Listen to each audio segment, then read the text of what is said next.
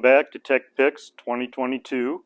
This year we had 10 motorcycles to choose from, and we're going to have to get down to just one guy to give the crown to. Andy and Jim both kicked it old school with a couple of Softails from the last century. Yeah, it looks like Andy picked a 98 Softail Custom outfitted with shotgun-style drag pipes, some ape hangers, and some subtle bolt-on accessories, keeping things clean and classic. Right, and when you're talking about classics, I think Jim's pick kind of underlines that category. He picked a 1990 Fat Boy, kind of the first of its kind, and by and large, completely stock. Basically a front fender tip and a device mount on the handlebars. Really super clean Softail. Yep, then Ryan took us back to the future with a tricked-out 2021 Softail. His bike was set up with performance in mind, sporting Screaming Eagle stage upgrades, and complemented by dual-duty cruising accessories like the Mustache Guard and footboards. At Dorian, he picked the only Sportster in the pack, but this 2019 XL 1200 CX Roadster was kind of heralded as a future XL line when it was released. It came with huge suspension upgrades, both dampening and travel, lightweight wheels for low unsprung weight, minimalistic fenders, front and rear, and a really overall aggressive stance. Then we saw the two factory-built customs that Guy and Monty chose, a pair of CVO Softails to showcase. Right, Guy picked a 04 Screaming Eagle Deuce. This was the second year of that model, and the CVO team really piled on the goodies. It rolled off the line with a big bore twin cam and all the chrome they could find. You have to really look hard for tweaks to this bike, but if you do, you'll find a custom headlamp, some caliper covers, front fender tip, Screaming Eagle muffs. There are a few more Easter eggs, but we'll let you look for those yourself. Yeah, and Monty's pick has made the list before with a different tech. It was a 2007 Screaming Eagle Springer. Like the Deuce, it came loaded. It has a 110 power plant and perhaps one of my favorite paint schemes, especially for the FX chassis.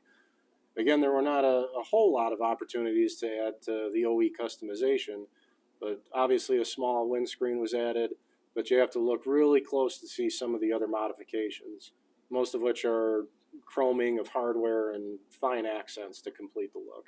Yeah. Mike and Chris both went with road glides, but far from factory originals, these were really tricked out TRs. Yeah, Mike's pick is chromed out for sure, from the signature bars down to the custom wheels with extended saddlebags and air ride suspension. It was upgraded to Stage 2 audio, and we have even more work to do with it yet this winter to fine-tune it. John's vision of this is already an awesome machine. Chris's pick was also a ever-evolving road glide.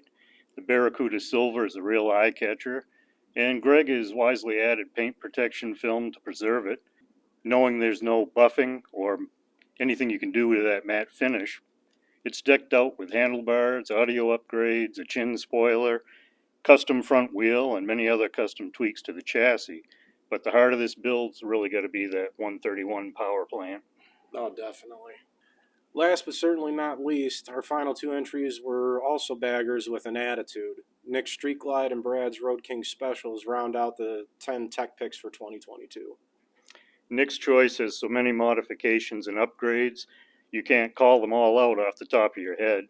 Fused handlebars, custom seat, carbon fiber front fender, Olin suspension, Stage 2 audio, Reinhardt mufflers, the list just goes on and on. I think the standout item everyone comments on, though, is that S&S dual track intake. And Brad's bagger was a Road King Special.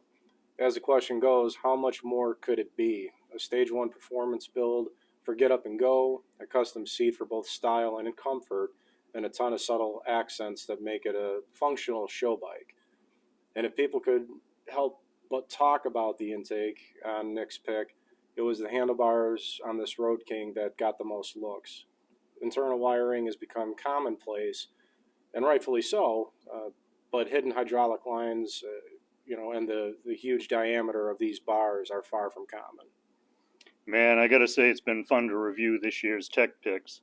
Even more fun to help the guys build them. What's not going to be so much fun is picking just one winner out of this whole mess. I think we're going to have to go take another look at all of them. Absolutely. We got some work to do. All right, let's figure it out. All right.